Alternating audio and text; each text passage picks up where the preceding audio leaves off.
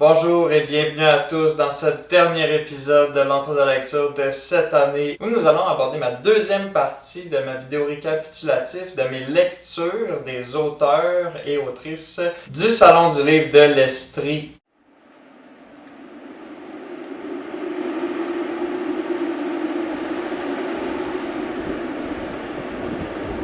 J'imagine que ça vous rend absolument triste que c'est la dernière vidéo de 2024 sur ma chaîne YouTube, mais n'ayez crainte, je serai de retour l'an prochain et d'élargir les horizons de cette chaîne avec des projets qui d'après moi vont vous plaire. Rappelez-vous, dans la dernière vidéo, je vous ai parlé de 3 livres provenant de mes 3 collègues d'écriture, et bien maintenant on va parler de 2 autres livres afin de clôturer cette belle année. Le 4e livre que j'ai lu provenant du Salon du livre de l'Estrie se nomme Le 3e assassin par Flint Odinson. J'ai rencontré son auteur par pur hasard alors que je me trouvais à mon kiosque et il est venu me féliciter pour avoir parti ma maison d'édition. J'ai été curieux, donc j'ai été chercher directement son livre au kiosque des auteurs et auteurs de l'Estrie et j'ai été grandement surpris, puisque selon lui, il s'agissait d'une critique du domaine du théâtre à laquelle il venait et le format pièce de théâtre me plaisait beaucoup, donc ça a attiré mon attention et ça a été une très bonne découverte et il s'agit d'ailleurs de son premier roman. Pour l'histoire, Le 3e assassin. Dans le milieu théâtral professionnel d'une grande ville, un comédien de la relève s'apprête à jouer dans une production à grand déploiement de Macbeth par William Shakespeare. Le seul problème est qu'il a hérité du rôle du 3e assassin qui se limite à 6 répliques. Pire, son nom n'apparaîtra pas sur le programme de la pièce. Comment avancer lorsqu'on est anonyme dans un environnement aussi éclatant que stressant?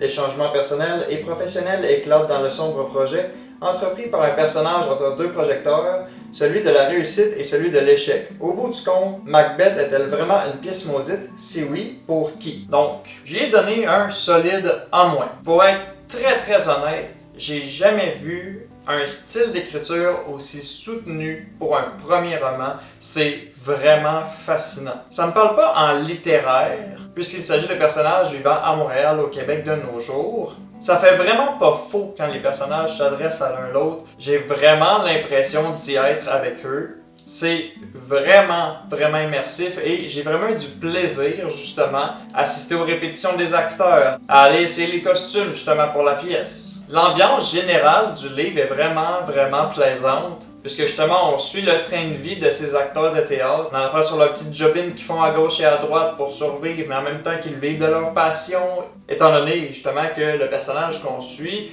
lui il a un petit contrat avec une compagnie afin de faire un livre audio. C'est un de ses premiers rôles dans une grosse production comme ça, même s'il s'agit d'un tout petit rôle. Il y a un détail vraiment le fun que j'ai pas remarqué au début. Chaque chapitre ou acte commence par l'une des 6 répliques du 3e assassin. Il y a 5 actes, donc il en manque un pour avoir les 6 répliques complètes. J'ai trouvé que c'était vraiment un ajout intéressant. Surtout qu'au début, je me demandais pourquoi que ça commençait par ces répliques-ci, étant donné que justement, il ne voulait pas dire quelque chose avec l'histoire. Mais quand je me suis rendu compte que c'était justement les répliques du personnage, ça m'a vraiment accroché. Par contre, c'est là le A-, c'est que je trouve que le livre aurait pu être beaucoup plus long. Ou du moins aurait pu durer jusqu'à 200 pages, étant donné qu'il est peut-être 122 pages, il me semble. La situation finale se produit très rapidement, et j'ai été assez confus en fait de qu'est-ce qui se passait vraiment. Attendant un petit peu plus d'explications, j'ai l'impression que ça a été très précipité, mais à part ça, j'ai beaucoup aimé ma lecture, en espérant que cet auteur-ci va faire un 2e tome. Comme dernière lecture pour cette année 2024, il s'agit de À travers le temps, par J.M.R. Martin. Il s'agit d'une histoire d'amour liant Camilla et John durant la Révolution américaine dans les années 1700. Il est important de noter que les 2 personnages sont fous amoureux. Ils s'adorent. Et 5 ans après leur mariage, malheureusement, John meurt. Camilla ne se remariera jamais et va retrouver John au paradis ou dans l'au-delà, peu importe. Et chaque âme ayant trépassé doit malencontreusement retourner sur Terre afin de vivre une nouvelle vie et oublier leur ancienne. Cependant, Camilla, qui avait 40 ans et qui n'a pas vu son mari, veut retrouver son amour, mais ne peuvent pas se toucher physiquement, ne peuvent pas ressentir leur amour aussi passionnément qu'ils le voudraient. Donc ils trouvent une façon de revenir sur Terre plusieurs fois afin de vivre leur amour pleinement. Cependant, ils ne se souviendront pas de leur ancienne vie, Donc ils essaient de trouver des trucs afin de se rappeler qui ils sont. Et j'ai trouvé le concept vraiment cool. Donc je lui ai donné un A-, la même note que le troisième assassin, sauf que j'ai beaucoup préféré celui-ci. Comme je l'ai dit pour Legends and Lattes, j'adore les histoires d'amour, je sais pas pourquoi, ça vient me chercher. J'aime ça, moi, les petits moments cute entre deux personnes qui s'aiment. Et justement, l'histoire de John et Camilla, au début, ils se rencontrent quand ils sont enfants, progressent jusqu'à l'adolescence pour enfin devenir amoureux et se marier. Leur histoire, vraiment, a été très touchante. J'ai bien aimé. Le fait, justement, que ça se passe dans les années 1700, donc, veut pas, il y a des faits historiques qui sont racontés, justement comme l'une des premières invasions que les États-Unis ont essayé de faire au Canada et qui a échoué. Il y a plusieurs événements historiques qui se raccordent dans ce livre-ci et qui sont très importants et qui sont liés avec beaucoup des personnages justement. Dans sa première vie, John meurt en tombant dans l'eau. Dans sa deuxième vie, où il est un prêtre, ou un étudiant voulant devenir prêtre, il rétorque à un des étudiants qui l'invite à aller sur le lac afin de faire une petite ride de barque, qu'il n'aime pas l'eau, mais qu'il ne sait pas pourquoi. Donc quand il tombe dans un lac qui fait même pas 2 mètres, il se met à hurler, croyant se noyer alors qu'il aurait pu juste se lever, atteindre le fond avec ses pieds et qu'il aurait été absolument correct. Je trouve que les liens avec leur ancienne vie étaient vraiment un point prenant et qui arrivait à bien se confondre dans l'histoire. Lorsque dans sa deuxième vie, Louis, qui est en fait John, rencontre l'auteur Victor Hugo Il Balbutie à sa rencontre étant donné qu'il adore son travail, et Victor Hugo lui rétorque à un moment donné qu'il ne sait pas comment appeler son personnage des Misérables, même s'il ne dit pas que c'est son livre c'est les Misérables. À un moment donné, Louis se trompe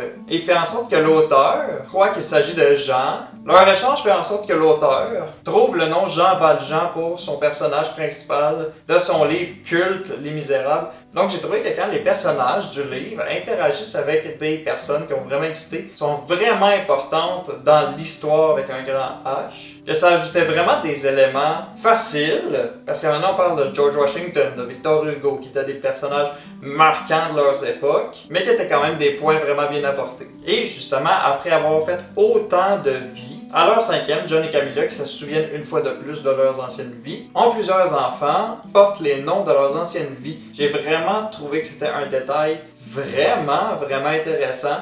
En plus, qu'ils visitent chaque site important de leurs anciennes vies, clôturant l'histoire avec brio. Moi qui est vraiment pas très spirituel, j'ai vraiment apprécié ce côté-ci. Maintenant, même me questionner sur est-ce que ça pourrait vraiment être comme ça la réincarnation? Par contre, le A-, c'est vraiment que j'accroche moins avec le style de l'auteur. Encore une fois, ça veut absolument pas dire que c'est mauvais, c'est juste que moi j'ai moins aimé. C'est juste que j'avais l'impression de me retrouver très souvent devant des Québécois du temps moderne, malgré le fait que ça se passe aux États-Unis en 1700 quelques, en France, en Pologne. Certains personnages s'expriment d'un ton très familier qui vient vraiment de notre époque que j'ai moyen aimé. Justement comme dans sa deuxième vie, quand Louis parle avec l'un de ses amis proches qui est un prêtre, il lui dit premièrement, un énorme merci pour votre Bible, j'ai été très touché. Lui de répondre, ah, mais je suis très honoré quand le grand Louis de Jean utilise ma Bible.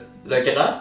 Tu sais que j'ai beaucoup d'amis à Nîmes. J'ai reçu plusieurs lettres de tes professeurs, dont 3 de Sévérien Choquette. Ils sont en adoration devant ton intelligence et ta mémoire. Pour vrai? Comme le pour vrai. Tu sais, c'est des petits éléments comme ça qui reviennent souvent que je fais « Ah, j'ai l'impression de me retrouver devant des Québécois ». C'est juste un petit exemple comme ça, ça vraiment encore pas du tout mon plaisir de lecture. Mais c'est des petits accrochages que j'ai eu comme ça que si ça n'avait pas été de cet élément-là, j'aurais sûrement donné un A à ce livre que pour moi a été un très grand coup de cœur. Je sais pas si c'est dans mon top 10 de cette année, mais on va en parler dans une prochaine vidéo. Merci à tous d'avoir visionné cette vidéo. On se retrouve en 2025 afin de parler de mon top 10 de mes livres préférés de cette année. J'espère que vous avez eu du plaisir avec moi cette année, en espérant que 2025 va être encore plus prolifique pour moi. Et jusque-là, je vous souhaite une très bonne année, en espérant que vous allez recevoir beaucoup de livres à Noël. Si ce n'est pas déjà fait, je ne sais pas quand cette vidéo va sortir. Lisez des livres, prenez soin de vous. À la prochaine!